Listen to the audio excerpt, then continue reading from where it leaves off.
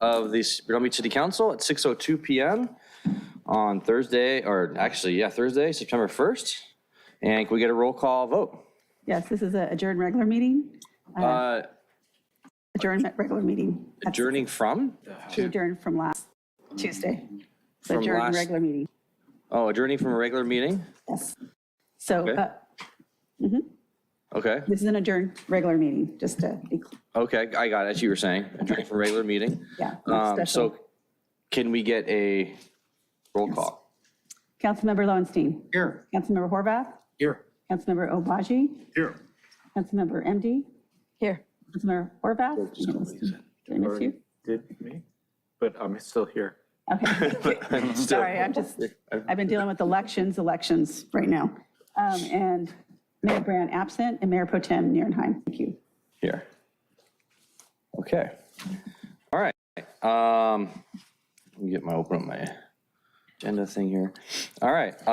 So we're going to do a salute the flag and a moment of silence for a few seconds.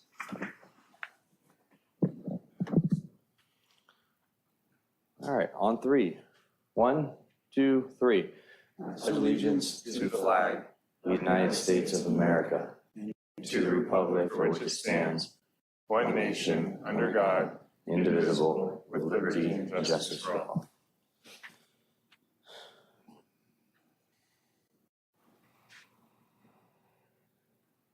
Okay, thank you. All right. So we don't have any proclamations or announcements, but I want to go through council stuff here, announcements. I'll just start off with saying that I heard the pancake breakfast was very delicious for everyone this morning. Thank you, firefighters. I wasn't able to make it. I'd be at work at 8 a.m. this morning. So that was really cool. Thank you for doing that. It's outstanding. Yep. I also want to do an awesome announcement that I forgot to announce the other day, and that is the California Art 101 show at Venice Park Library. What's older, the tree or the library? The tree is. So come on down, check it out, check out the tree, check out the library, the old library. We have an RFP that's currently out for services on the place. It's fantastic. Mayor Brandt has been down there every single day checking out them setting the whole place up. He's very impressed. We thank you for city staff, Ted Simon, to clean the windows, get that place prepped, cleaning. It's just, he said it's been phenomenal, the work you guys have done, so thank you. It's going through all this weekend, all week, for a week, I believe? Yeah, I think it starts officially next weekend. Okay. And then runs for the subsequent 2 weekends after that. I think it's a kind of a 16-day run, 17-day run, something along those lines. I believe that's the case. Okay. Is there it starts off tomorrow night? It's a different event. Yeah, I think the public opening reception, I want to say, is next Friday. Next Friday, I okay. think. Yeah, I think there's a kind of a small luncheon, and there's some other activities that are happening, but I think from an opening standpoint, more formally, I think it's the following weekend. And it's free for everyone to come down and check out. So just walk on in, park in the parking lot, and walk on in. So thank you. And then another piece of announcement, very, very exciting news, ahead of schedule, actually, not something that we actually thought we would get today. We'd get it next week maybe, and that is we have now a certified housing element in the city of Redondo Beach for the next 8 years. That is God, isn't that massive, really tired of talking about that? Massive news. We've been working on this for a year and a half. There's 88 cities in LA County until this last spring. There were 3, and I believe there's 22, I want to say now. So we're one of 23 cities in all of LA County. Yeah, something in that range. I mean, at this point, there may be a few others that received letters over the last week or two, but yes, there are 187 municipalities. We're in select company at this point, but just we are certified, which is fantastic. There is an implementation period. We do have a subsequent vote that needs to occur for us to receive that full eight-year cycle certification that you're describing. But yeah, this was really good news today. Very good news. Just like the cannabis item, we hit the first major hurdle, but there's a long race ahead of us, a lot more hurdles to go over the EIR vote. And of course, since we have Measure DD in Redondo Beach, one of the most powerful measures, ballot measures the city residents have voted on, which is everyone gets a vote on our major allowable land use changes so that you will all be able to vote on that moving forward next couple of years. And that's very powerful and very, very exciting news for us to be able to move forward. So with that said, moving forward to Councilmember Lowenstein. I have no announcements. I wish everybody nice and safe Labor Day weekend. Cool. Labor Day weekend. Come to the beach. Councilmember Horvath. Just one, I just read from Assemblymember Marisucci. He got $15 million for the city of Redondo Beach in this year's budget. Aside from the $500,000 that he came and presented a check, apparently $10 million for wetlands preservation and $5 million for purchasing land at the AES plant. Oh, wow. That's good news. And Councilmember Obaji.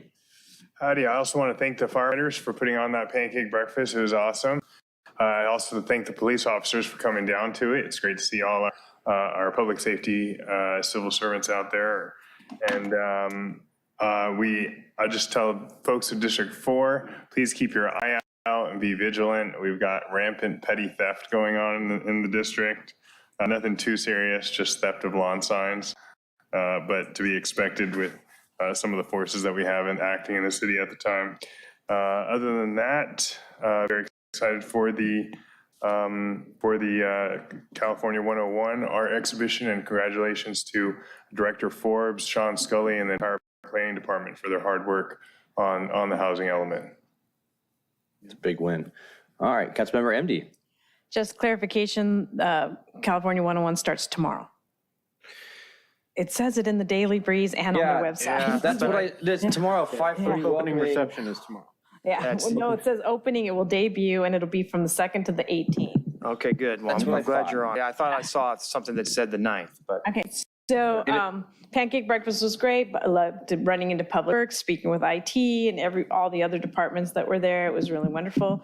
And also on this afternoon, I had the opportunity, former Mayor Mike Jin, it also serves on the South Bay Aerospace Alliance and we met contingency from Japan who went to Pentagon, Washington, D.C., Arizona, and then they came here to the LA Air Force Base to talk about the bases. And it was just an interesting conversation because they saw things quite differently than we do. So it was really eye-opening, and it was a good conversation for everybody on that. So thanks. Thank you. All right. So onwards to our other parts of our normal agenda. Do we have we got to go over, they got to approve the order agenda, right? That's next, I believe. Do we even, actually no. Where is it? Hold on, let me go to my stuff here. 5:30 special meeting once.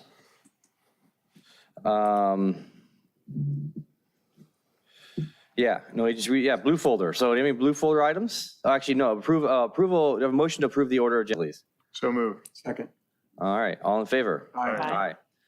Okay, next up, blue folder items. Do we have any presentations, emails? None. None, very nice. Consent calendar, can we get a motion to approve the affidavit of posting, please? So moved. Second. All right, all in favor? Aye.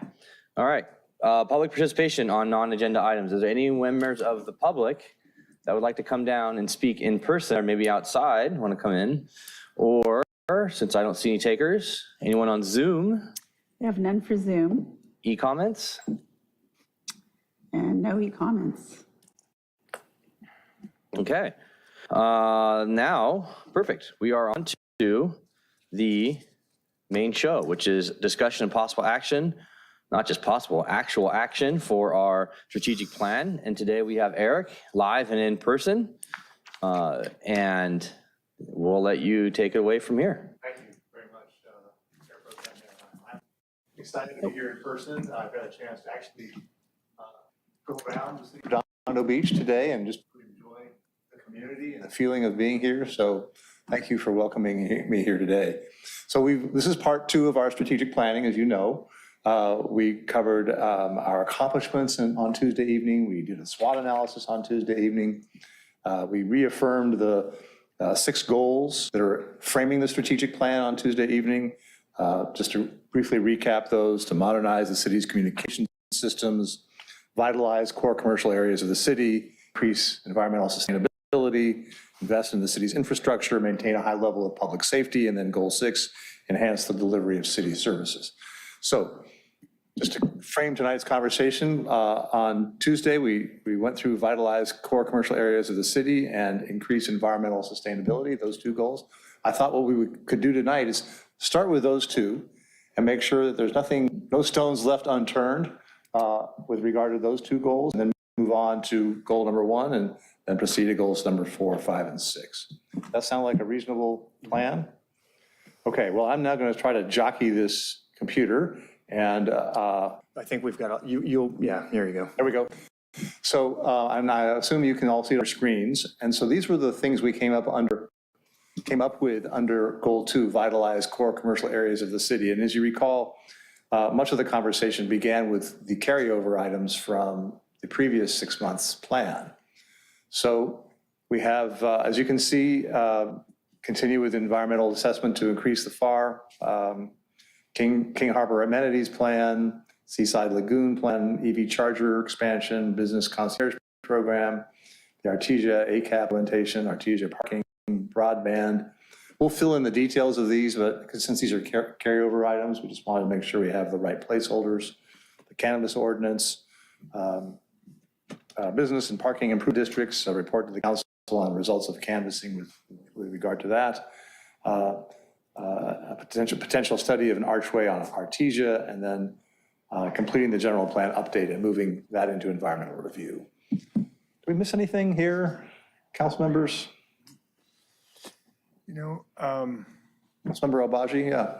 Yes. I was thinking relative to the King Harbor area, we have right now an old sign that says Redondo Beach Marina, and maybe we could engage in a renaming, rebranding exercise, particularly for the waterfront, since we are redesigning the waterfront to make it more attractive. So like when they're putting $500 million in Galleria, they're going from the Galleria to the South Bay Social District.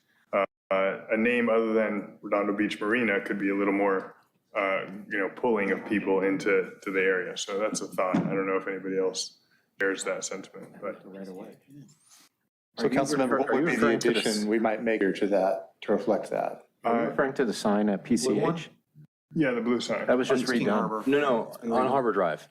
on Harbor Drive. Yeah, not on PCH. Down next to the Captain Kids. Yeah. pits, yeah. Put $100,000 aside Says for that Redondo sign. Beach Oh, you Marina. mean the video board and the marquee?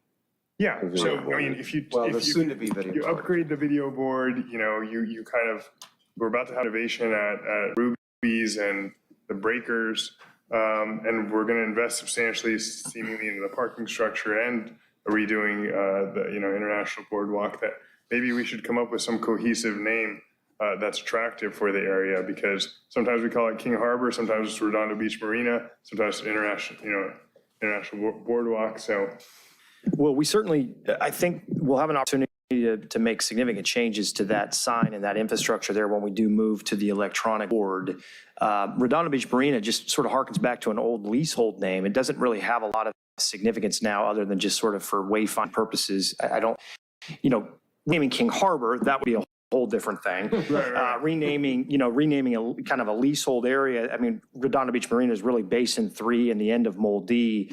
I think it's something to maybe keep in mind, and then after we adopt the King Harbor's amenities plan, then we have the ability to think about how we want to brand particularly that area of the waterfront, because that is distinctly different from, the Shade, Portofino Hotel, Shade, and the other sections of the boardwalk and the like. So I think we have an opportunity for that. I don't know if we necessarily need a goal now per se, but it's a good thought for down the road. Cool. Okay. Others? Seeing none, let me go on to the goal 3, increase environmental sustainability. Here we have the multimodal plan, extending the city's branding program into a wayfinding program, signage plan, the tree ordinance, presenting the draft ordinance, plastic waste ordinance, draft ordinance, the white sea bass program, the environmental advisory board, native plantings, and then a report to the council on turf to waterwise landscaping and target locations, and lastly, assuring the implementation of tree plantings along the bike path. Are there other things that council members want to flag here? Councilmember Obaji, I see. Yeah, I'd like to see if there's the will to bring back the discouraging residents to turn to artificial turf, because it actually warms our area more than grass and more than anything else, and sometimes emits in the heat, bad toxins, carcinogens. So. Why don't you just add that to number 7? Sure, and potential Alternatives. Alternatives to turf in new construction and remodels, something like that. So would this be more of a communications plan to city residents, or is it? No, it would be a policy plan, what we want to do in the city with regards to artificial turf and turf in general. Turf would being natural and artificial. I was thinking more so the artificial, but yeah.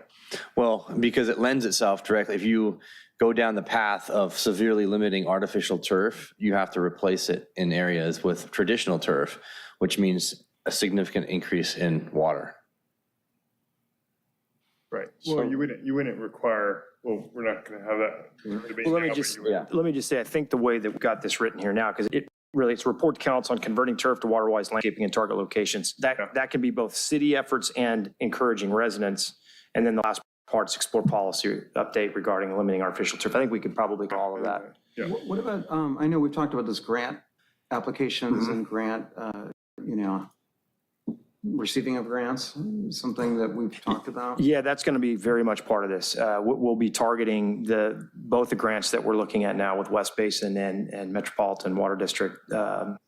We've been told that we can stack those grants, and I think that's going to be the source of funding. So we'll definitely have that as part of this report.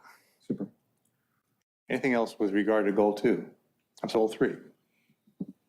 Okay, seeing none, let's go back up to goal 1, modernizing the city's communication systems. And a lesson learned, I think, for all of us from Tuesday was, let's look at the carryover items and make sure we understand if there's key carryover items you want to capture in this next 6-month period. So I have in paper in front of me those carryover items. You have it in front of you as well. Are there carryover items under goal 1 that you think are important to flag as we start to look at this goal? Well, it looks like 1, 3, and 4 are ongoing. 2 is ongoing. Yep. So 1 is city branding. 1 through 4, definitely. 5 is ongoing. Yeah. 6 is ongoing. And 7 is in process, but I think probably hits a phase 2 now that we've got the initial stuff moving along. Well, I would say the sunshine policy number 6, what we've been asking for that for a while, an update to that. What is ATCMCA, refresh my memory, CA and CC? Yeah, city clerk, city attorney, and assistant to the city manager. Yeah, so we are planning to bring that back. It's been, I think, a little delayed with the other sort of initiatives, but yeah, I think we should pick up. Candidly, I think just about everything on this list has either is soon to be executed or has a second phase. So when are we going to have the sunshine? It says here at council in September, but we've asked for this many, many times. It's been a motion that's been made to the elected city attorney and others many times over the years, but it's still not here yet. So are we going to actually get this in September? I think we are hoping for the 20th is our plan, right? Yeah. I think so. And I imagine at minimum what we'll have are sample policies, whether we've vetted and said to you specifically, here's what we recommend doing or changing. We will have some examples for you to consider. And we can commit to that on the administrative side by the 20th, I believe. On the administrative side. How about the city attorney's side? I mean, I think there's going to have to be some direction on what goals you want to, I think, ultimately execute and implement. So it's probably better just start with a compare and contrast to what other cities are doing and look at a benchmarking and then give direction on our own policy being drafted or coming back with an ordinance or whatever, whatever it calls for based on that input. Okay, and the city clerk's office? I know you guys are busy right now, but we've been waiting for this for a while. You have to, yeah, we know. So you'll be ready, though? Whatever, we'll go based on what city manager. Okay. Yeah, he'll be ready. So let's have that. What's the sunshine policy? Sunshine policy. So Manhattan Beach has a sunshine policy. They implemented the sunshine policy in 2015 because in 2011 they got sued for doing something in closed session that they shouldn't have been doing, and they got fined $70,000, and then they fired their city attorney at the time, and then they came out with a sunshine policy to let the public know more so what's happening in closed session, regular session around the city, so that it wouldn't have the legal problems with they had in the past. And they have a much greater breadth with anticipated litigation and closed session items, and basically shining more light on what happens just overall on the agendas. And the city as well. So it goes kind of in line with the public records or the emails as well for the commissioners. Do we want to include modernized city communication systems? Do we want to include the commissioners on here, in their emails? Well, I think that has more to do with our records retention policy. So we should, if we want to make that an objective, we should call that out specifically as kind of our coming back. We're working on it. Again, another thing that's been. I would say we put it on, that's city communications. It really is. It pertains to it. This is the right place to put it. But if I would call it specifically, I wouldn't call commissioner email. I would call it, a review of the city's records retention policy, including emails. It's becoming very important. Public records requests have through the years have flown around and cost the city a significant amount of money.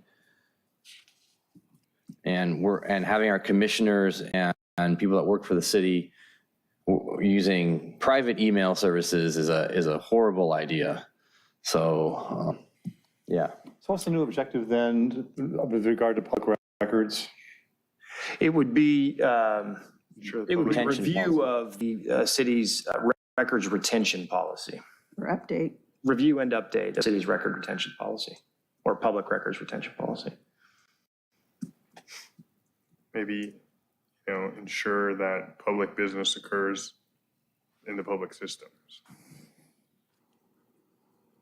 Yeah. Public business and public systems, yeah.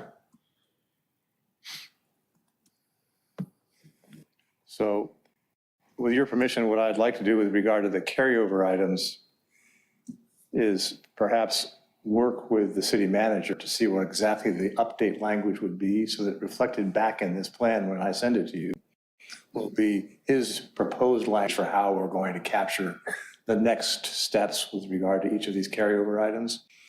But rather than belabor that language tonight, can we agree that that would be a good approach to take?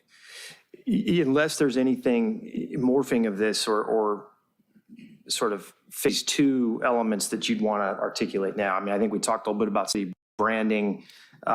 We've got to come back to you with that report. We will have that for you on the 20th. There will probably be a secondary step to that, which will be implementing wayfinding, graphics changes or the like. I think I could work with Eric to build that into this language here. The website, a couple of you are intimately familiar with where we're at with that. We're very close to making a formal recommendation, bringing back a contract for a new platform. In fact, Luke and I had a debrief with the city manager's working group today. There's a clear consensus recommendation for that group. We're going to be meeting with the subcommittee next week. So we're on target for that. City communications plan. Going to the website in the beginning, are we making sure, well, I don't know how to ask this, having these two in alignment with each other, Yes. right? Full alignment with each other, and making sure that the graphics and pictures and logos and everything are out, and especially what Obaji was talking about in the harbor and everywhere else, that we kind of roll everything out at once. Yeah, well, I think so. We're definitely going to want to integrate all of that. The question will be the timing. As an example, a objective to the website is us actually slowly acquiring graphics and images of Redondo Beach that we can use to populate from a video standpoint. We don't have a lot of them now in our possession. Luke and Elizabeth have been working. In fact, we're actually starting to scour our local galleries, and we might be purchasing small images, digital images that we can use to populate our system. Our tourism district has content that we can draw from. We plan to draw from that. So we're out there trying to prepare for the website, but that will, our city branding will also have to flow through the website when we cement that. I'm always one in favor of utilizing our community. We have a lot of volunteers, a lot of professionals out there, more than welcome to help, to volunteer, maybe utilize the Public Arts Commission. Yeah, it's another group we have. It's a good idea, sure. Rather than have staff go out there, have them say, get some photos, submit some stuff, and you guys kind of. Or if nothing else, give us suggestions, because, we're going to have to procure, we're going to have to pay for digital imagery to actually be able to display it in some instances. Sometimes it's given to us or donated. Sometimes we have to actually buy it. I wonder if on the branding effort, we'd benefit from the same type of thing that we did with the waterfront, that you did with the waterfront, which is have a front that basically gathers, it does a community meeting and gathers all the ideas from the community and aggregates them and says, look, this is the brand that the community wants to hold out for their city. That's really what the branding exercise is going to look like. This first objective is to come back to you with a description of what that process entails and the options that we can as a council select and choose to carry out. Eventually, I think the likely outcome is we're bringing on a facilitator to help work with community to generate the updated brand. When we created the More to See logo years ago, it was that, you do community outreach, you're gathering, phrases, images that people have of the city, and then you kind of amalgamate all that, and then you make some selections. I think we'll go through a similar process to update our brand, but this first step's going to be describing what that looks like. I was under the understanding when we did Cindy branding, we were going to take the new branding from the tourism board that they had and really use that. We can. I mean, that's one of the options is we can draw from that material. There's a couple of things with branding, right? You can use branding to create a mission statement, a vision statement for the community, description for the community. You can focus the branding effort to simply give us fresh graphics that we want to use, emblems for street signs and the website, or it can be a phrase or a slogan that we want to use in the visitor serving world, right, to draw people in. So there's a lot of different ways to look at it. Those are the choices and options we're going to bring to you as part of this item. And of course, the more you do, the longer the process takes, right? And I know a lot of you have expressed interest is we may just want for the time being to use our colorized city seal, our brand for the time being, until we can actually figure out exactly how we want to update our graphics. Yeah. I want I would prefer to have the website and the branding together. So that when you launch the new website, you have everything else kind of there. And I don't want to go too far deep. Yeah. We can get more complex as we go along, but in the beginning, simple. Not interested in changing street signs right now. Right. Yes. Just the timing, and I think the timing will naturally align. The first step for websites can be choose the vendor and then begin to build the platform. That we know that's going to take time to execute the website. Hopefully, we're running the branding effort simultaneously, and then we're launching the two together. But I don't want to hold either one of them up, right? If because I know how. But I do want to have them somewhat held together, and if one needs to be slowed down or held up, that's fine, because I don't want to go over this exercise multiple times, right? Right. And the goal, I think, is I think they are right now tracking well. Okay. Okay. I think we can capture, Mayor Pro Tem, in the updated language, the idea of integrating the two. So I'll make sure that happens. Okay. Perfect. And then the communications plan, we are forming a communications team. From a city staff standpoint, we're actually brainstorming a few different ideas associated with that. We'll be talking about social media. We'll be talking about how we're going to generate information and content, how we're going to integrate, to use that word again, department pushes and narrative to the city website. So there's a lot coming with that. There's clearly going to be a second phase to that objective. Okay. And how about internal communications? Yeah, we're going to give you an update on what we've been doing with this. We're actually pretty close to executing a couple different items here. We're purchasing a technology called Bluebeam. Smart Sheets is another group that we're using. We're hoping we can turn Smart Sheets outward to be a visual status display for the public. So we're working on this. We'll have this report to you. I'm not sure it's going to be necessarily September 20, but we'll come back to you on what we're doing to improve internal communications. But the goal here, remember, is to ultimately allow us to turn our information that we collect as an institution outward so the community can more easily access that, particularly for capital improvement projects and things of that nature. Yeah. Kind of project status dashboard, so to speak. But we'll have that for you probably in October. Okay. And number 5, city charter review, that's ongoing. That's ongoing. They're going to be done here in the next few months. And you've directed them to give you recommendations by early November. Sunshine policy, we went over that. Volunteer coordination, we had a great meeting on that. Yeah, that's Thank you, ongoing. Luke. Okay. Yeah, we may not have a specific phase 2 to that. We'll think about that. We may or may not. It's that is going to take a little time to advance beyond what we just discussed. Okay. So council members, are there other new objectives under this goal that you want to raise? Councilmember Horvath, did you have something? No, I was saying let's go to 4.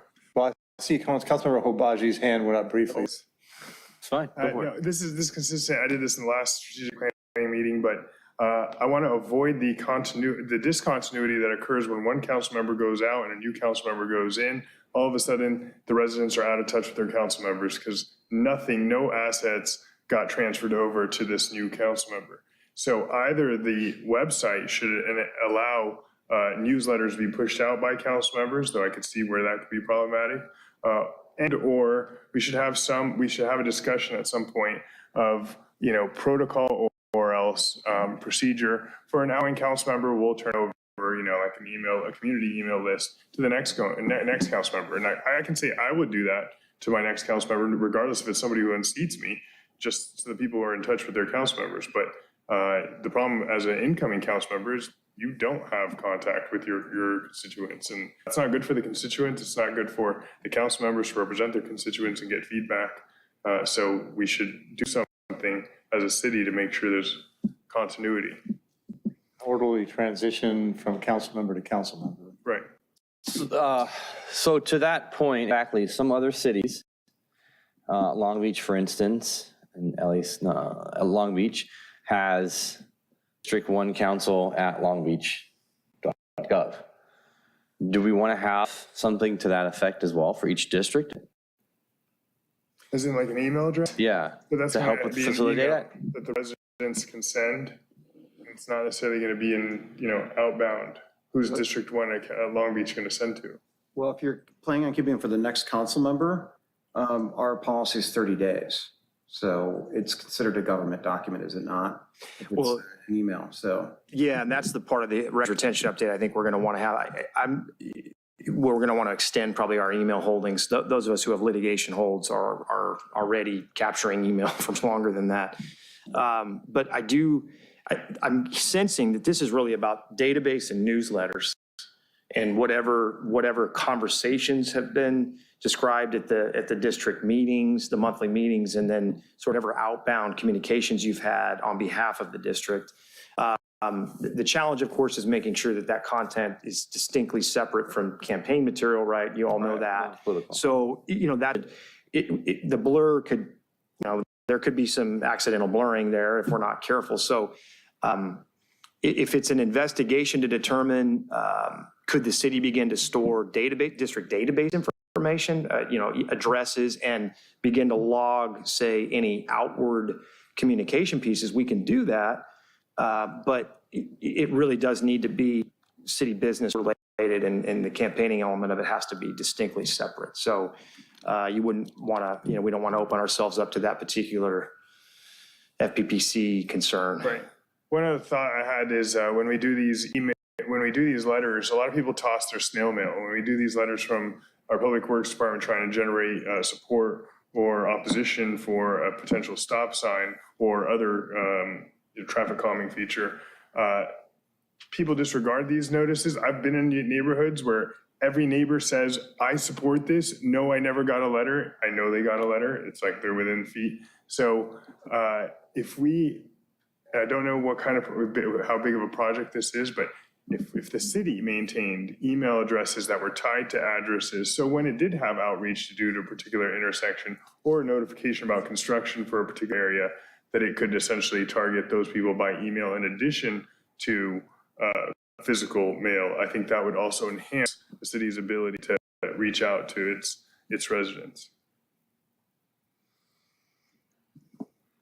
You know, what we could conceivably do is we could expand the discussion on the review of the city's public records retention and see if there's a way to store or from a chronological standpoint, district communications or database or communications or something. Because you theoretically, each of you could, whenever you do your monthly newsletter, you could send it to a copy to your city email.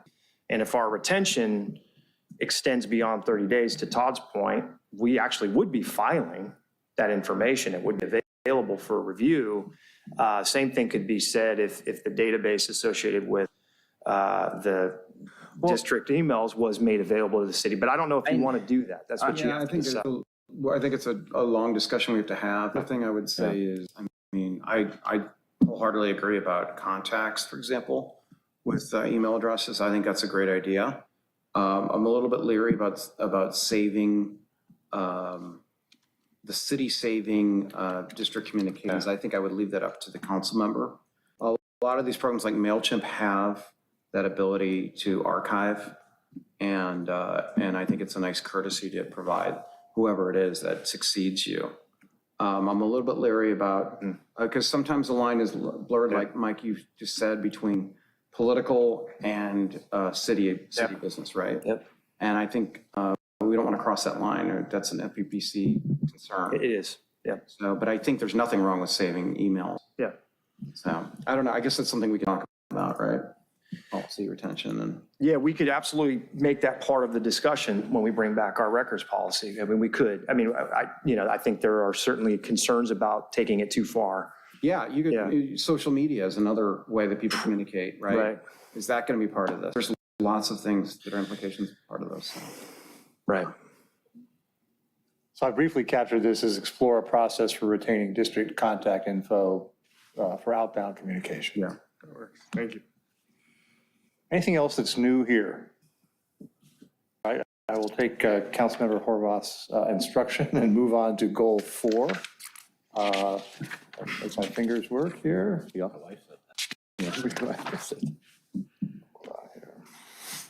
Okay, goal 4, invest in the city's infrastructure. Again, let's take a look at the carryover items from this goal and make sure we understand which ones, if any, need to be picked up here. Oh, I can put not cooperating quite right.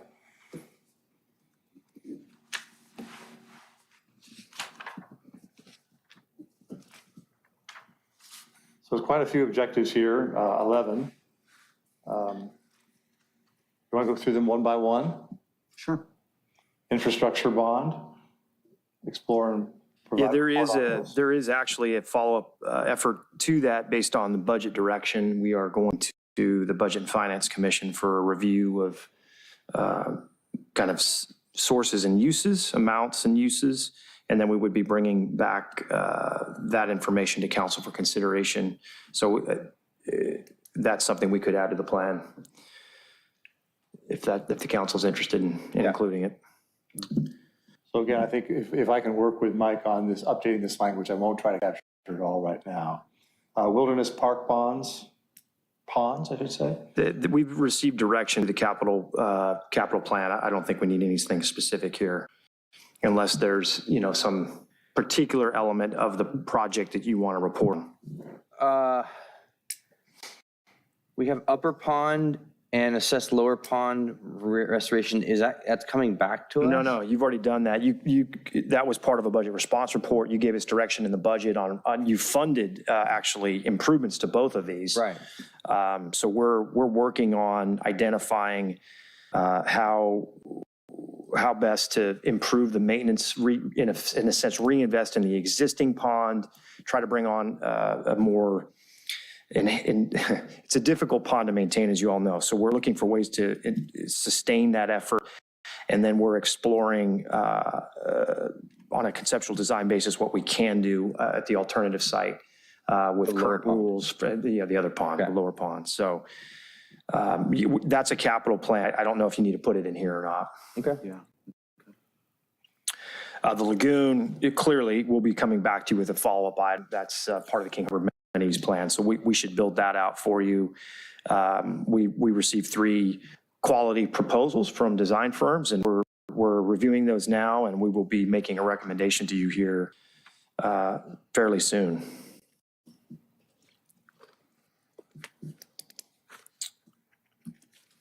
And then Veterans Park, we received direction on that. That RFP is coming back also soon for execution.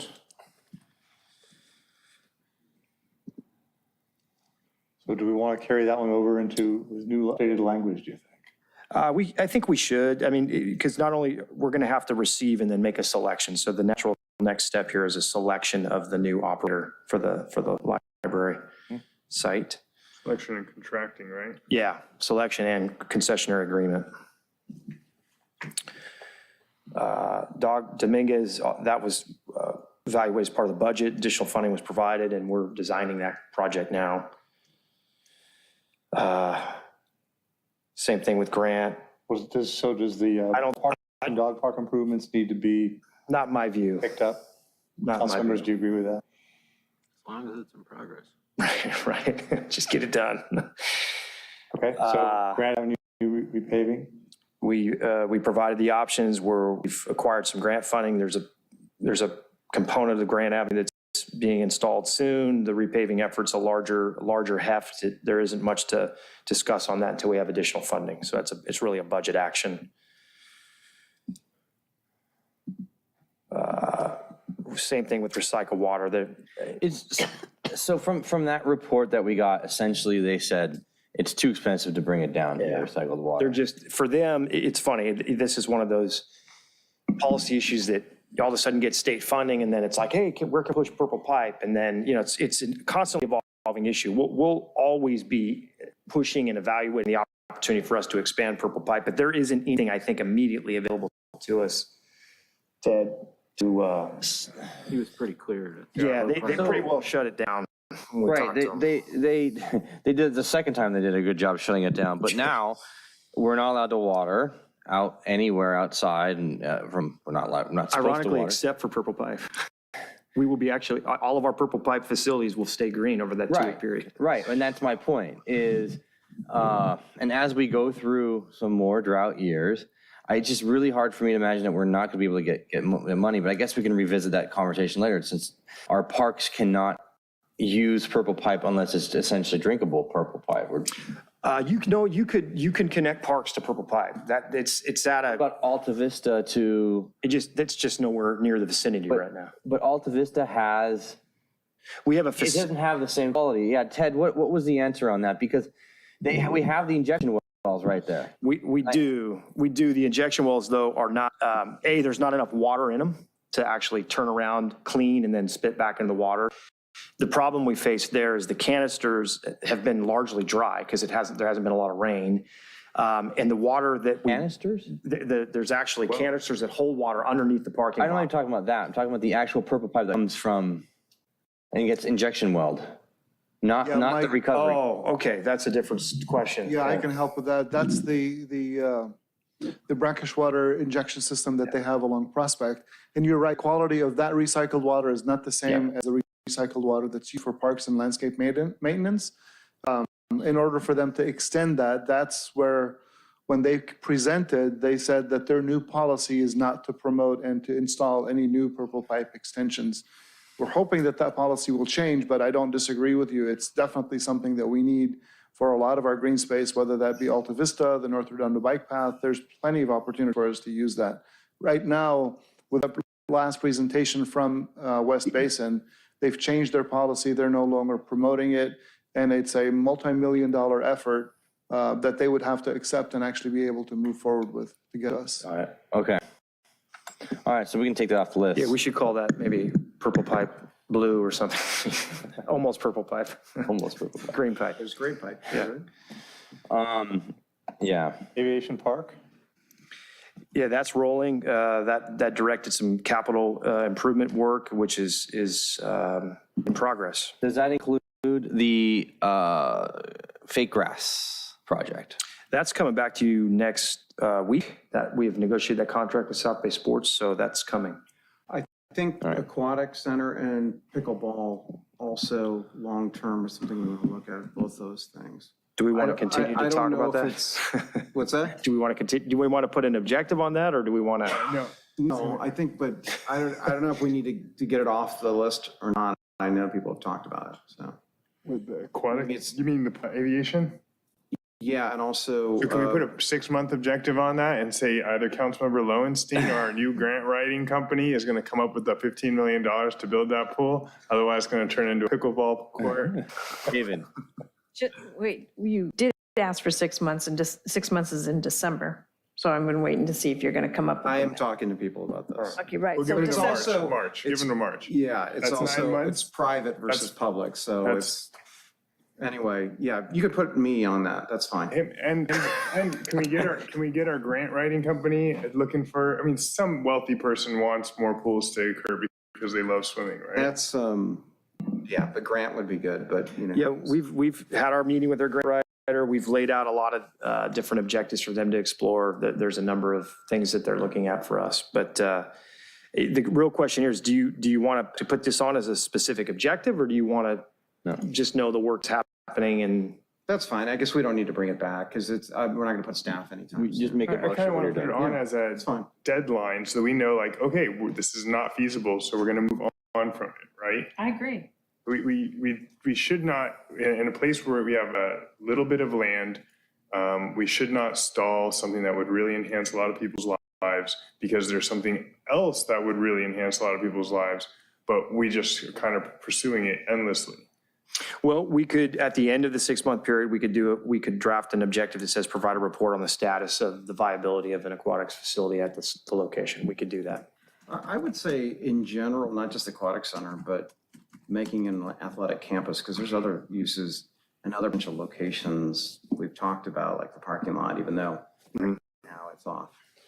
So I'd say, For I'm both okay with aquatics and Neil's pickleball? suggestion of bringing this back in 6 months and taking a look at it and see what progress we've made on anything. So it may not be. When is mid-year? Mid-year's February, February. right? Can't we do it February? Because then February, it's got mid-year, and then at mid-year, you can make that decision to go forward with pickleball. That's when the deadline is, All right, well, let's I'm not going to do, commit to that, but I think we should discuss it in February. It's fine. before the mid-year. okay, well, we can write up a status report on Aviation Park viability of the aquatic center. And do you want to include pickleball in that discussion or just aquatic center? Well, it should be. Yeah. We had a lot of, Yeah. In general, athletic a lot facilities. of desire Yeah, I've for heard it. other athletic uses. Yeah. Because it's that parking lot as well too is a possibility, even though it's not right now. You guys, I could just put the video up from the first 2 budget hearing. We could watch that. And then just We've been here, be right? done with it. I heard We've been here almost as much as the housing element. Yeah, exactly. Right. Yeah, we could do our third adopted version of our aviation park master plan. We could know. Yeah. We can come back with something, certainly we could do it as a budget response report, or we could simply have a discussion item about uses. Really, what you're talking about is projected uses for the vacant lot at Aviation Park. And I bet HCD would come up with some uses of the aviation park if we leave it empty. Let's not. And actually not for the next 8 years. That's a good point. So we're picking up number 8 with some modified Yeah, language. we'll finesse that one. Riviera Village Mobility Assessment. So that was done. Now we're in the implementation phase. There's direction in the capital budget for this. We've already installed a couple of the items that were at least the early items that were part of that conversation. There's longer term follow-ups that require funding, and it's in the capital queue. I mean, like everything, there's 120 projects in the capital queue. So Speaking of, okay, I'll keep that up. I was going to say, have a discussion at council I know you were talking about prioritization of. Prioritization. Status of cap projects. Status and prioritization of capital improvement projects. Yeah, we can have that. As number 2, Eric. Yeah.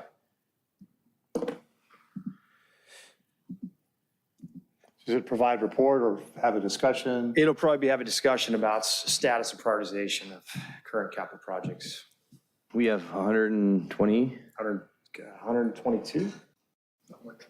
Maybe we got a few done, but it might be 118 now. Well, you were at 138 or 128. Yeah, we've knocked it down. Now with the new budget, you're down. Okay.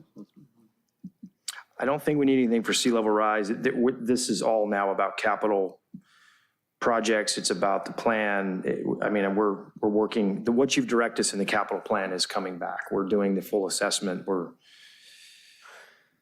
River Village outdoor dining parklets. So this is a multi-step process. We've had a conversation already with Coastal Commission. We've had multiple conversations with the bid. They're coming back to us. We got to amend their $2 a square foot to deal with payment and collection of funds. They just got emailed today. They just took out another parklet. Yep. 891 square feet. So how are we going to deal with this? Because this is going to be, until it's done, the program is done and built. Yeah, we've submitted our request and formal application to the Coastal Commission for permanentization of the program. All indications are we're not really going to hear back from them for another probably 16 months, 14 to 16 months. We have authorization for the program through the end of 2023. We've been talking with the bid about a midterm solution. That's why you're seeing some collapsing of the decks. And there's going to be some rehabilitation of them, I think. We may be coming to you as part of a budget item to maybe support and help subsidize some of their may call them midterm improvements to the space. I'm not exactly sure when we'd come back to you with that, but soon. So this is an ongoing effort on our part.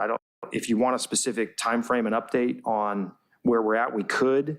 No, I don't want to take council's time or your guys' time to prepare that report. Yeah. But is there something that we just need to get done here at the council level? We will have one meeting to deal with some minor items, but in terms of design and build out and permitting, that's way more than months a year. It's all kind of on our hands right now. It really is. I think the longer term decisions are down the road. They're outside of this 6-month window. The council's given direction on the goal here, right? It was, continue the program, find a midterm solution, petition the committee for the long term. The only thing that's outstanding now is as we begin to collect the $2 a square feet, the bid as expected is bucking a little bit, but they're going to collect it on our behalf. I think they're hoping will help support some of their reconstruction efforts. So at some point, we'll probably have a recommendation to you to allocate some funds to maybe assist, but we haven't quite formalized that yet. Okay. So to recap, we're picking up and updating from the current plan, items 1 with regard to the infrastructure bond, 3 with regard to Seaside Lagoon, 4 with regard to the Veterans Park Library, and 8 with regard to Aviation Park. All the others are kind of matters that are in progress. Mm-hmm. Or completed, yep. Or complete. Good. Is that good? So we've added one new one with regard to the discussion with the council on the status and prioritization of capital projects. I think the other thing we should probably put on here and formalize it is the consideration of approval of the King Harbor Amenities Plan as a specific objective. Thank you. And that'll probably be in October. And then I think that's enough for now, because what that'll direct, because what we'll talk about in that report is ultimately what their next steps are, right? Whether it's conceptual design contracts for the Waterfront Education Center, conceptual design contracts for the boat launch, multimodal path, whatever, et cetera. Okay. So I've captured that as number 3. Councilmember Obagi. I'd like to have a discussion at some point, or presentation on undergrounding the utilities in North Redondo, what the path be to that, particularly, I guess, starting with the bike path and then block to block in North Redondo. I'll popcorn for that one. Yeah. Well, you to know what it looks like in order to see if we got a chance. Is that a report to council on? It's a report to council on, it's really the process Process, cost, to consider. sources of potential funding, be it residents or outside sources. That's a really sobering conversation, especially now that Rule 20A is, basically gone, and then you only have Rule 20B or C, which, I'm just saying the limitations are really putting it on the backs of residents more so these days. Yeah, the only real, the truth is the only viable way to underground utilities in our residential neighborhoods is going to be to do localized fund districts, which there are options to that, but they all eventually hit property value through liens, through grants, through loans, whatever ultimately select, and they have to be approved by the residents. That's right. Not So- cheap. And yeah, in today's dollars, that's probably, it's a pretty expensive number per household, but that's ultimately what this would explore. What does that household number look like? I think I could support this if it was also educational, because I think the point, maybe, and correct me if I'm wrong, is that, especially in North Redondo, we get the questions all the time, right? When, how, and so if there was something within the presentation that then could go live on the website and be a resource for residents who ask that question to look at and have all their answers provided to them as to what the possibilities are or not, then it would be a useful exercise, because it does tend to come up over and over again. And any council member could use that as a resource to help explain what is or is not possible. Yeah, maybe our increase in Edison rates might go towards it, I'm sure. And I guess adding on to that, we should have somebody from SCE, not Forte, because I already have her and that's not her specialty. Somebody who is an expert on undergrounding, where SCE has done it before and what it's taken to get SCE to underground their lines over the bike path. Yeah, they'll send specific, I had 2 specific experts come to my community meeting to discuss that. So yeah, it's out of her wheelhouse. Yeah. Good out, thanks. Yeah, and ultimately require a method of service study, which that may be something the city has to consider funding itself in order to provide the sort of final estimates and cost and the viability of that kind of an effort. But we'll get there after that report. Okay, so I've included that as number 4. Other council members with ideas and objectives for this goal? I don't think it needs to go on this report, but at some point I feel like it's incumbent on the city to plan out how we would fund all the infrastructure improvements that we will need, be it the new fire station 2, new police station, renovation City Hall. I know that we have them on our capital improvement plan as unfunded, but if we could come up with a schedule at some point of here's, our first bond, let's say, is now towards revenue generating infrastructure, but maybe 5 years, 10 years down the line, we can do another, and then 5 years, 10 years down the line, we can do another, and that's how the city's going to rebuild itself. But That would be a logical conversation as part of that probably bond discussion. I mean, that's really the order of magnitude, right, is what we would need. You gave us some specific parameters to really work with the commission for the time being. I think we were in the $40 to $60 million range based on the budget discussion we had. But we can talk as part of the results of that from the commission about what's still underfunded or unfunded at that point. And those efforts are specifically what we've asked our new grant writer to look at as well. Okay. I think we should go on to the next goal, which is maintaining a high level of public safety. Again, let's go look at the things that we have in our last plan. So starting at the top, we have the fire department assessment, deliver a report to the council on fire department assessment. So that'll be amended as well. We just sent the report off to LA County. That's where it's at bottom. Yeah, so the county fire study, which is down at 8. Oh, that's a different thing. Yeah, we've updated our application. We'll have a follow-up on that for sure, number 8. The fire department assessment, we've been implementing those items that were approved as part of the budget. So we're in implementation mode. We still have the subcommittee that's talking about different things. But I think we have a pretty clear path on the assessment at this point. And then the LA County Fire Study is kind of the next shoe to drop here for conversation. So I've been hearing a lot of things about the Harbor Patrol.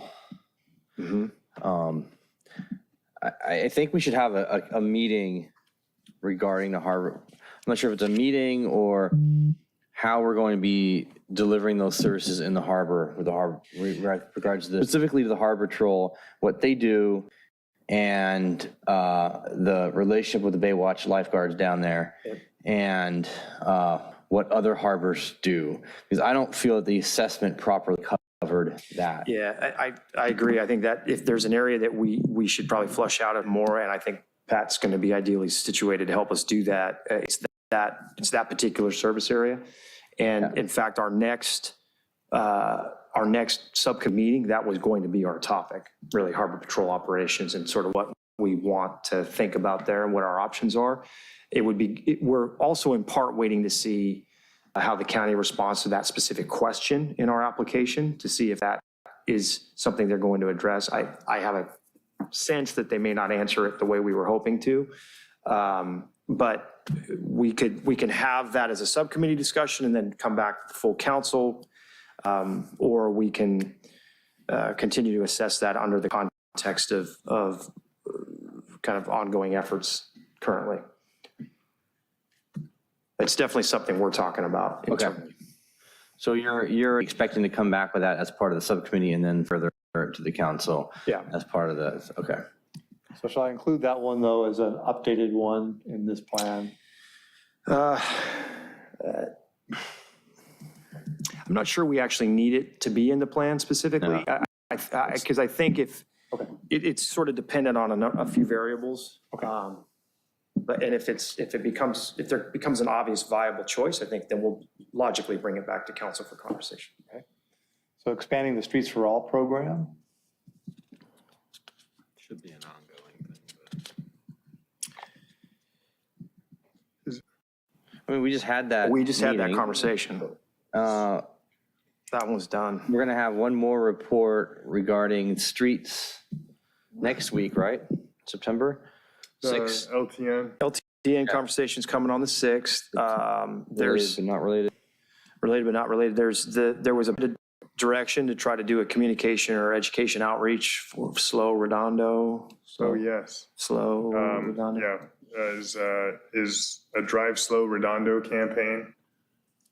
I think that was a direction he gave us as an outgrowth of the item, if I remember correctly, right?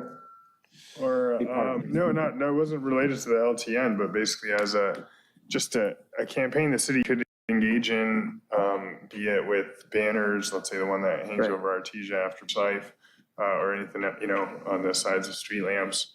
Just say Drive Slow Redondo, get the word out there. Because it's not just a public safety thing, but a quality of life thing. Slower cars make less noise. And I think people are for that in the city. And if we emphasize it, I think it's like positive affirmation will grow more. Safe driving, slow driving. So Slow Drive Redondo would be seeming like a new. Drive Slow Drive Redondo, Slow like a branding or a campaign. It's a campaign that could be an extension of the Streets for All, which is meant to be an all-encompassing educational program. So, yeah, I think that the direction I thought was for us to explore that as an outgrowth of the discussion we had on the 16th, as I recall. But we could formalize it into an objective if you'd like. Whatever, it doesn't matter as long as, we make some progress towards it. Yeah. Let's assume that we do formalize it as a new objective with regard to the Drive Slow Redondo. Would it be to implement that? Is it to that? It'd probably be report back on A method to implement that. outreach efforts associated with Drive Slow Redondo campaign. It's kind of timely with still starting up again.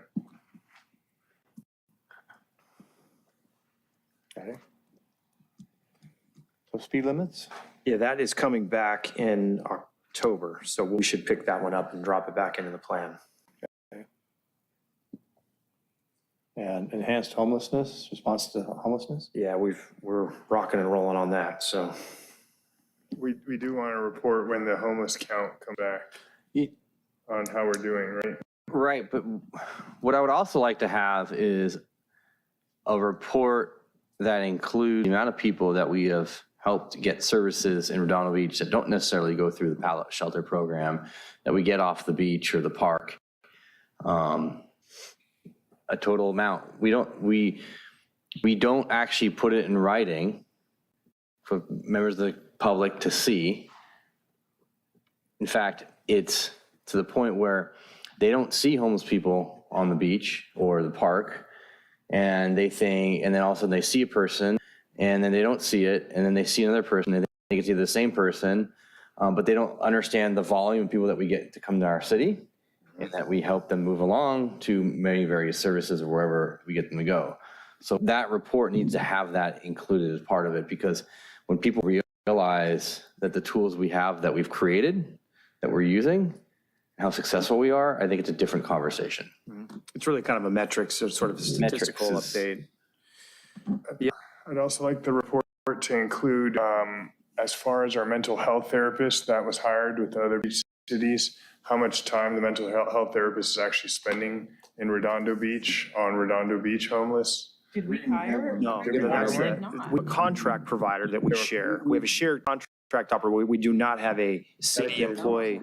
That's, in fact, if there's an objective to return, it would probably be conversations with the other beach cities about sharing the cost of a mental health clinician, because remember, that was your budget direction to us, is to go out there and try to work with Hermosa and Redondo, Hermosa, and Manhattan Beach to have a tri-city clinician that we would hire and employ. But if you want an update on that, that would be a reasonable objective to have in here. Yeah, let's do that. I can tell you, we haven't made a lot of progress on that, but it would be good to have an objective in here. Maybe bring it back with the potential of us going at it alone if we need to, because I want to provide people like Lilo more the support that she needs out there, and the police officers for that matter. I agree. What's the deadline for that? For mid-year. For mid-year, I agree. Yep. So that would mean January report sometime. December, January? Yep. Well, December would be great, because then we can maybe we can just do a budget modification if we have enough votes to get that going. Here's the problem, that City of LA just announced that they were going to expand their mental health program, and I think what's going to happen is we're going to have really hard pressed to find people once the City of LA starts going in and expanding their mental program. So if we don't start working on that soon, we're going to end up being stuck without anybody to be able to fill that position. All right, well, we'll set the date for early December then. Yeah, it's fine. So does it provide an update on mental health services contract too? No, this would be The provide an sharing. update on a shared mental health clinician with Hermosa Beach and, Who's the lead on Beach. this? You are, or the city attorney? well, The city attorney, The but city the budget attorney- motion took that away. yeah, so that. Oh, it was you, I thought you were going to call the different cities. I already called them. They are all into it. I did. So I think what I'll probably work with Joe on it often, and then include Mike and his staff. Okay. I know an event in September that they'll all be there. Okay. Are we comfortable with the December date? Yeah. Yeah, it'll be, and if we can beat that date, we'll beat that date. Yeah. If I captured it correctly? An update on shared mental health clinician with Hermosa and Manhattan Beach? Looks right. Yep. I forgot what council meeting this was, but maybe it was during the website update or something, or maybe it was something else regarding a page on a website, on our website, that details the things that we've been doing, outreach services for who you can talk to if you see a homeless person, homeless services. Yeah, sort of and a then also contact page. reports Yeah, on there. I know we talked about this. I forgot what meeting this was. yeah. I don't think it was a website. It was, well, one to put it on the website as a reporting tool. So what we probably should do to expand on number 3 here is we don't want to lose sight of the metrics conversation too, right? We probably should provide an update on the status of our services at that point too, or those, just you've got some statistics, but and how our, perhaps we discuss also how our contact information is shared with the community. How the contact information is shared with the community. Yeah. That would speak to the website situation. I mean, hopefully we can update that before then, but.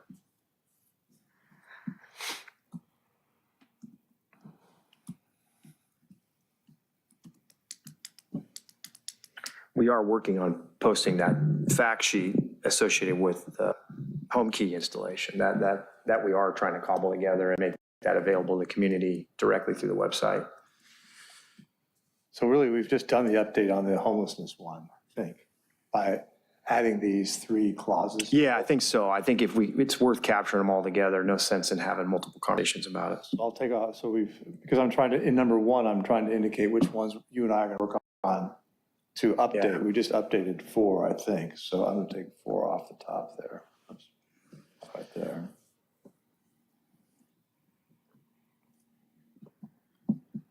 So far, we've only decided to pick up number 3 as far as a carryover item. 8's a carryover too.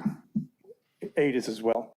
Yeah, 8's a definite carryover. Okay, well, let's go through 5, 6, and 7 as well. I think all those are in progress through capital. I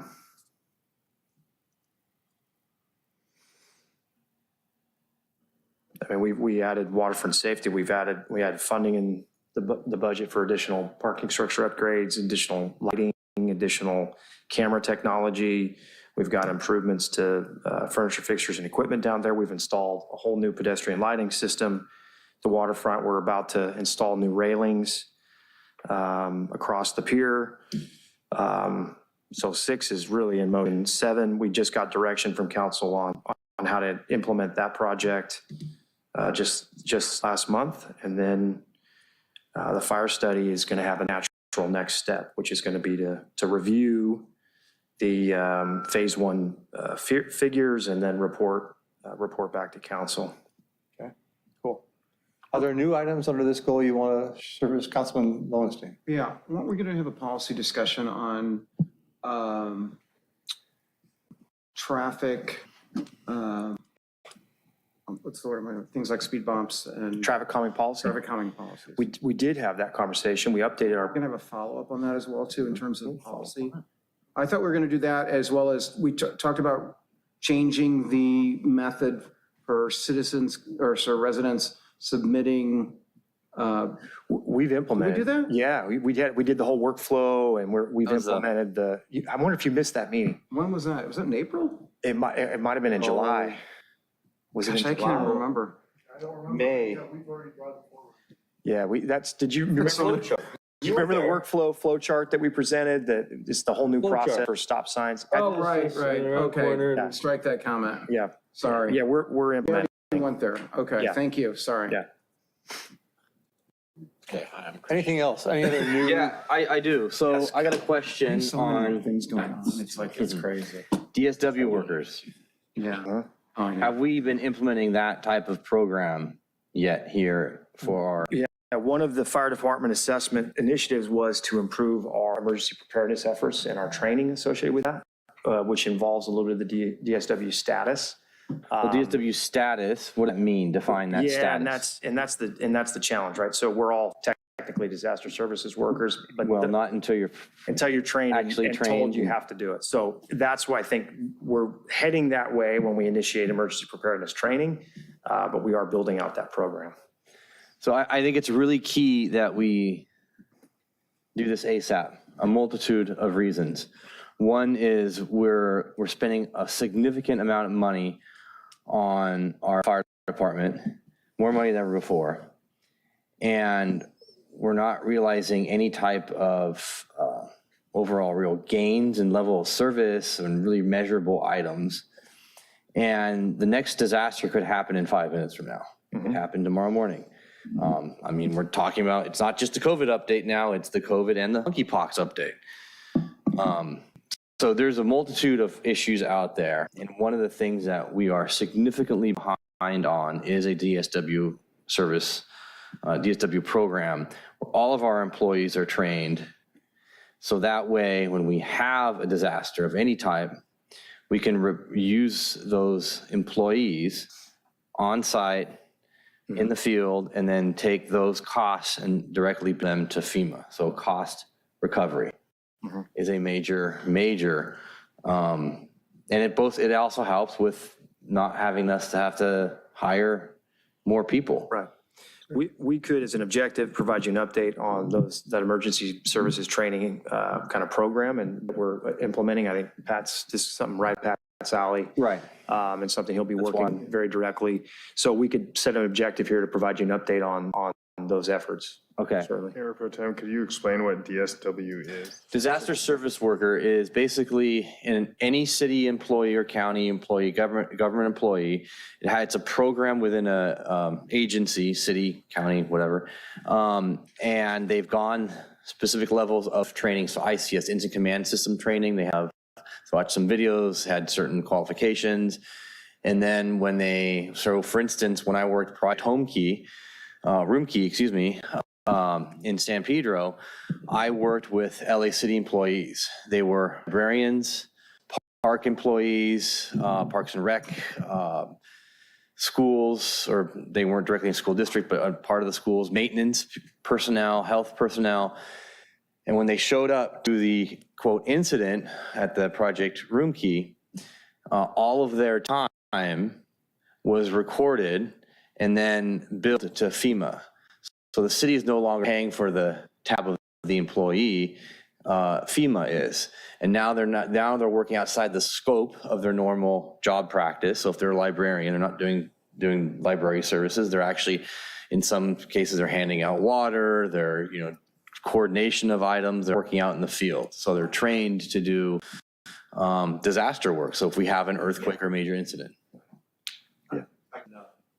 Here a little brief update just on kind of how they're used, and to your point, absolutely the recovery of it. So in several of the wildfires that I've been the incident commander of, we'll take city employees or it's a good workforce, or we know how to hold them, there's an organizational structure. We put them into our incident command system and then put them in different areas where they don't necessarily have to be involved in specific hazards.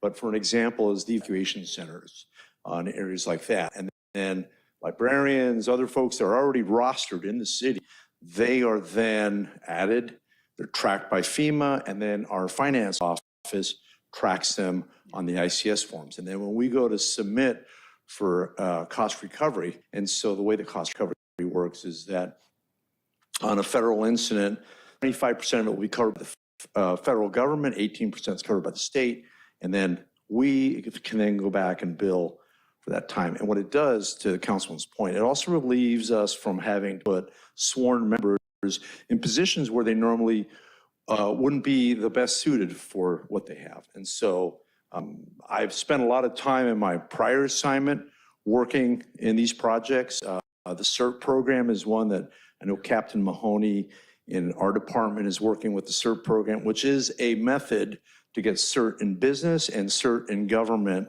and we can teach the classes. And the classes are available here locally, which I would encourage you guys as well to be involved, because we can recover for your money when you have to make policy decisions, et cetera. Awesome, thanks.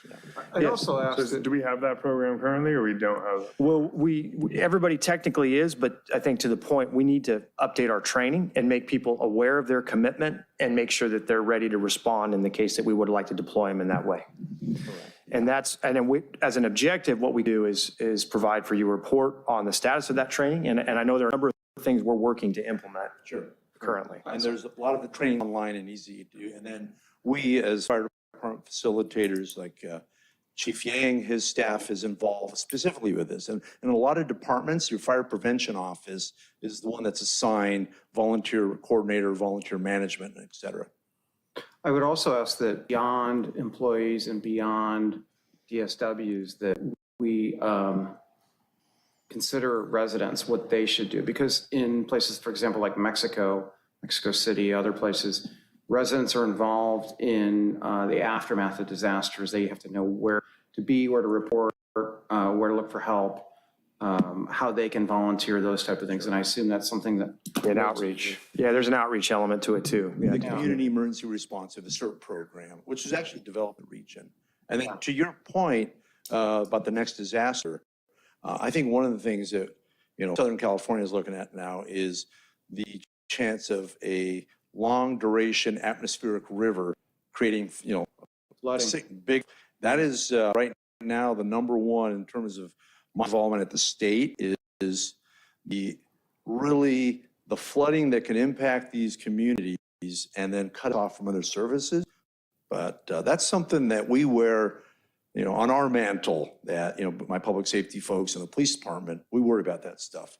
But we have confidence that it's something we're going to be able to address. So it's very interesting. You wouldn't think that flooding, but if you start looking around what's going on through the, Southwest, that could eventually hit here. Yeah.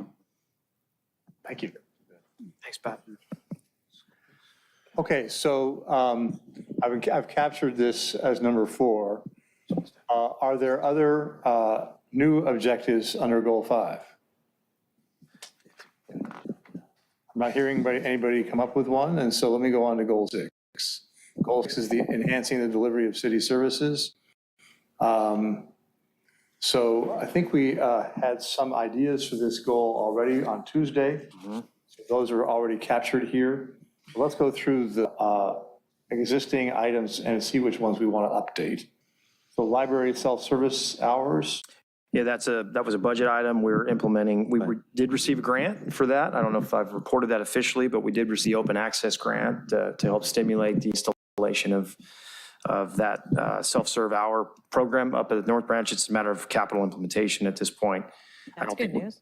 Yeah, it's good news, yeah. The hard work's still yet to come, I think, but we are in progress. I don't think we need an objective for it. Yep. That we've already, in fact, next week, we'll have hopefully execute the agreement that discusses the Public Works Employee Retention Program. That's been negotiated. Yes, number 3 is, we talked about we provided a report, we're implementing a number of modules. So we could pick 3 up and bring you an update on this effort as part of the next 6-month plan, if you'd like. There are a number of things to report. Probably worth bringing it back and giving you an update. It's a good way to just communicate out to the public that, hey, these are ways we are improving services. Yeah, and this will be an ongoing effort. I mean, this is something we're committed to doing. So we should pick this one back up. Code of conduct, we are going to bring back the code of conduct that we currently have on file that's been approved. We'll also talk a little bit about benchmark strategies. I think we're targeting the latter part of September to have that conversation. So we can pick this one up and bring it back. So I know we asked for that a while ago as well. Yeah, it's coming. We have something on file already? We have a code of conduct. It's handed out in our commissioner's handbook every year. The challenge is it's, not to get, this is really yes, it's not enforceable. So for it to be enforceable, things have to change. Okay. Right now it's a staff APP and it's a policy manual. The council years ago by resolution affirmed the policy, in a sense, directing commissioners to behave that way, but it's really not enshrined in the Muni Code in a way that is enforceable. So we can talk a little bit about that with this report. Who's the lead on this? It's a joint discussion. I think my office is going to bring it back to you to kind of give you some options here, and then you can give some direction to the partners here on next steps. City Attorney's Office, the Clerk's Office is busy with so many things right now. We're going to go ahead and bring them back to you. Okay. And you're going to get the campaign finance reform item next week, so I don't think we're going to need to pick that one up again. Okay.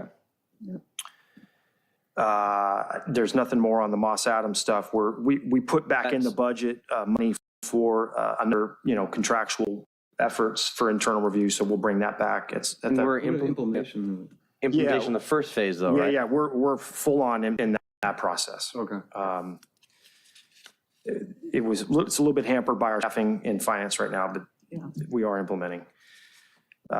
Traffic calming policies, we had that discussion. It was, Yeah, it was May 17th, my gosh. Was it all I had to really? read was down. Man, good memory, Ted. Thank you. There's been a lot that's happened since May 17th. Forgot about that. And digital speed limit feedback signs? 100% installed across the entire city. Oh, just like our bike lanes. Done. Signs are done. We got those done last night. Nice, way to go. Feedback signs are in. It says amazing. beach this way. You can't I miss it. love it, can't beat it. Is this an item to pick up, you think? I don't. You gotta take off your Oculus, Buzansky. You gotta take off the Yeah, Oculus. exactly. Oh, yeah, that's just video game. I don't know how much more you'd want to add into it. As a matter of fact, well, Mike, sorry, they're not out installed yet. But tomorrow, Dang it, Ted. tomorrow, Mike Klein and I are actually going to go through and identify all the locations for the ones that we have, and we've got 6 more on order that we've got locations for. So I don't know if there's anything else that the council wishes to do with it, but it is in motion. You guys are doing awesome. Thank you. Yeah. So are there new items here on this, or did you have a question, Councilmember Lowenstein? Yeah, you know what? There's something I thought about before. I hope it's not too late. No, not too late, but can we, before you, well, let's go ahead and capture it here, yeah? Okay. We go back to 4. I don't know if anybody has seen the painted signal arms at Nob Hill and Prospect, but they're phenomenal. And I think it's something we should look at citywide, for improving infrastructure in terms of It that. is, Really great. yeah, I'm glad you got a chance to look at them. It's, You had nothing to do with it. Thank you. Nils was out there on the high lift the other day, getting it painted up and prepped. Yeah. No, it's, all over me. But something, whether it's, beautification of signals or whatever it might be. yeah, you directed, we have it, we have a pretty clear target in the budget now. We can give you a report back on this if you'd like, if you want to put it in the strategic plan, but Nob Hill is our test case, as you know. You provided some funding for us to do that. Ted and Mike, to their credit, went out and found a painter that actually does this. And our goal is to paint out the Prospect corridor. You gave us some funding in the CIP to do that. Yeah. So we're going to continue to roll this out. There's some debate about color. The forest green looks, or what do you call it, navy, whatever, Redondo green, looks pretty good. We may try to do that throughout Prospect. So we're kind of analyzing some options there too. Some people like the galvanized metal look as opposed to the hunter green.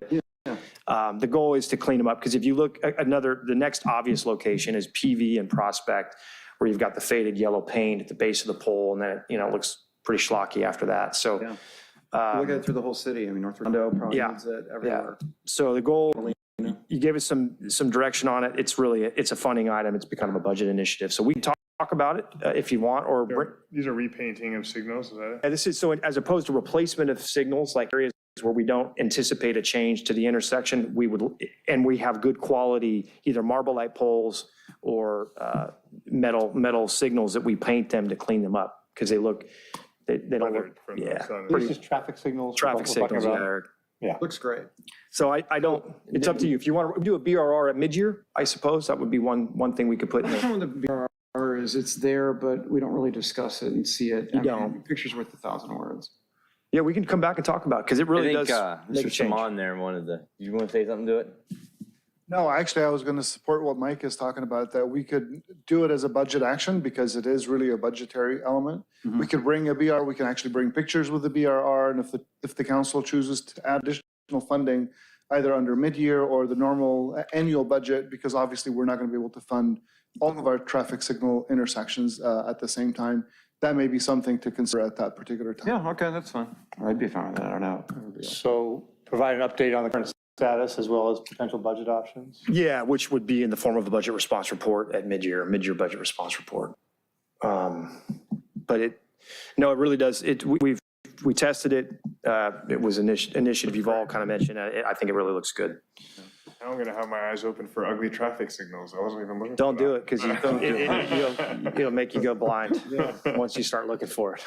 There are I a heard a lot of- time, you I wanna look for- heard when this would happen, which BR mid-year, so that'll be February. It's third Tuesday in February. Okay, cool.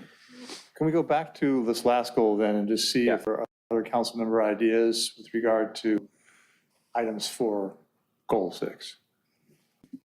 Enhancing the delivery of city services.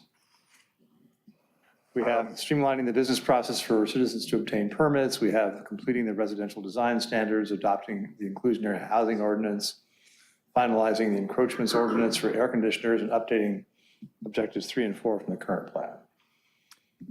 Yeah. Does that sound complete? Yeah. Okay. Should we go back through and try to identify some timing and sequencing here, or what would be the most? Yeah, I don't know if we have to do all of them, but what it would be helpful is if the council, if there's any objectives that are now back on the list that you want to see more immediately than others, if not, then we'll come back to you, we'll work the plan, and we'll try to provide it in a logical sequence. But if the one thing I think that would be worth noting is if there's anything on this list, and we can't say all of them, but if there's anything that's really super priority, we need to kind of put to the front of the line. We picked up all of the objectives to update from goal 1. So we really just need to work those into the logical sequence on that sense. I think it'd be better if you want us to do it? You look at it, and then when it comes back to us, we can say, oh, we need to rearrange that. Okay. I think that'd be That's fine. practical. Okay, Councilmember MD, are you sort of generalizing that to the entire set of Yes. things we're looking at? Yes. Everybody agree with that approach? Okay, we'll do it that way then. We could go back through the new ones and try to make sure we have pinned down timing on the new ones if we'd like. Like this public records review here, the records retention policy, is there a timing we want to associate with that? Or do you want us to just work them all together, new and old, to give you a sequence? Okay. Figure out what makes All the right. most sense. Okay, so that's easy. Okay, we can do it. Well, then, just in terms of next steps, Mike, you and I will work together to make sure we do update this language, make sure that the council gets this new draft plan by. September 20th is when we'll bring it back for approval, and I'll work with the department head team and you, Eric, to update the objectives and bring it back to you. That is a consent item, right? No, it'll be a discussion item, yeah. And one thing I did want to make sure we do tonight, we should take public input before we obviously close the meeting, but we also need to select, I'd like us to select, if not the day, the week of and the month that we come back for this next strategic planning session. So we at least tentatively calendar it and get it on the books. For commissioners, did we put it in the budget to allow for remote meetings? Was that part of the? We did. I think we have hybrid meetings for a couple, not any of them. But didn't we have that? We have that for the charter, for remote, you mean remote? Yeah. That's only for the charter review committee. Is that where we left it? But we didn't, I thought we had a motion. Maybe it wasn't Oh, wait, made. no, we approved. We did approve something for the fall, for the start of the new commissioners. I thought. I thought we, and I can't Bring remember. back the rules of conduct for commission is what we do. Did we approve in the budget the additional staff that was needed in IT to support hybrid meetings? Because that was really the linchpin to allow additional commission hybrid opportunity. And I don't know if that made it in the final motion. I'm blanking on that right now. It was a BRR. There was direction about providing additional.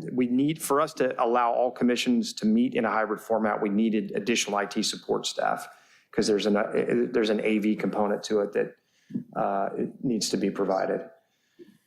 And I don't know if it made it into the final budget motion. I don't think it did. We took something. Staff was approved. The IT staff. Right, and that was it. The IT staff was, or your staff was? No, IT. Well, so then if that's the case, then the idea was that we would be able to hybrid meetings. That was the purpose of that. Hold on. I have the motion right here from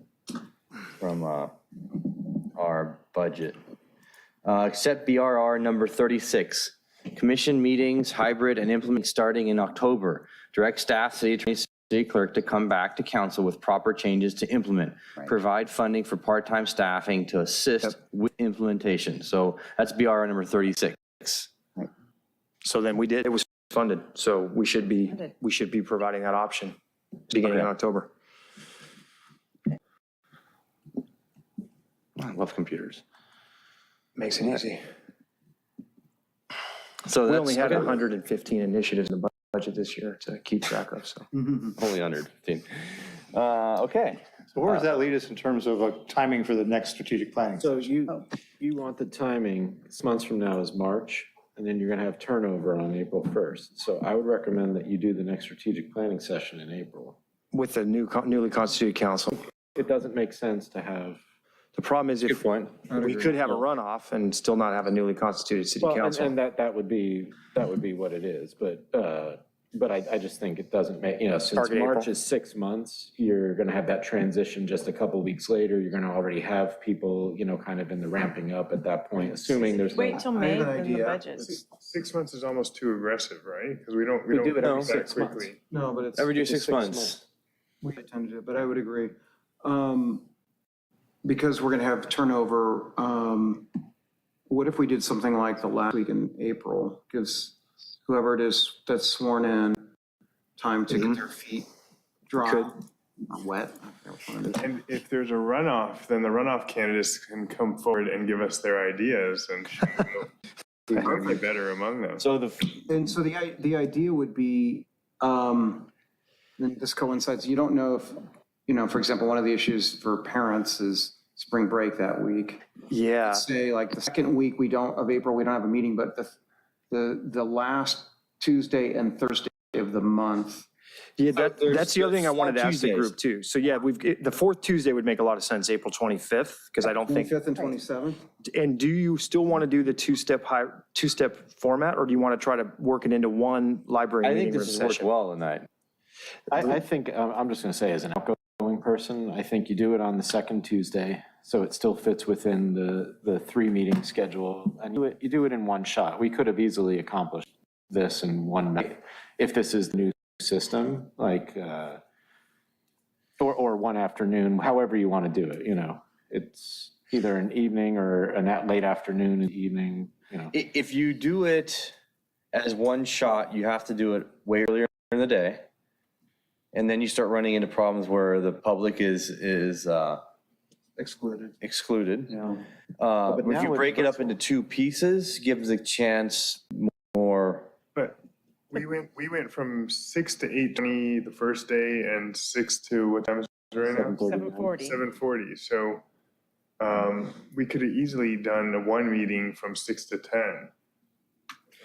We've done that. And what I would suggest, the next time, if we do it in one session, we do it in person and we do it in the library, because I think it's more conducive, it's faster, it's an easier thing. Now, what we could also do, to the point about public input, is the preceding council meeting, we could have a discussion item where we invite public input on the strategic plan. Council doesn't necessarily have to, opine on objectives, but we could at least give the public an opportunity to present at an evening meeting their ideas for us to consider as we get into the session. That might be a way to two-step it from the public standpoint. or from the public standpoint, at the preceding meeting, right? Preceding So council meeting, yeah. You have an item. Yeah, that's what I mean. Yeah, you have an input item so as an example, if we have the April 25th, the fourth Tuesday meeting, be the date of the workshop, the week prior, the Tuesday night prior, we have a discussion item for input from the community on strategic planning. Like that. Let's do that. And the fourth Tuesday, I think we should do in April, only because we could run into spring break issues if we go second Tuesday, I Yeah, and think. then the public may not be here. Right. If you do it on the second, that's the other problem.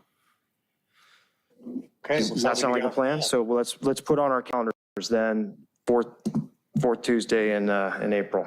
Just to be clear, I'm not doing that.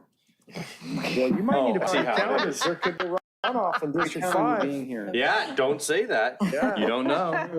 Dealt with it before, 3 elections in 1 year. So are we ready for public comment on this strategic planning process? Probably Yeah, should. there's anyone from the public outside? No one here? Okay. Staff wants to come down, say anything? Chief Yang. Chief Yang is standing up. I thought I was Oh, no, you're coming down and speaking now. coming. Okay, I have no one on Zoom and we have one e-comment. Go ahead, Vicki.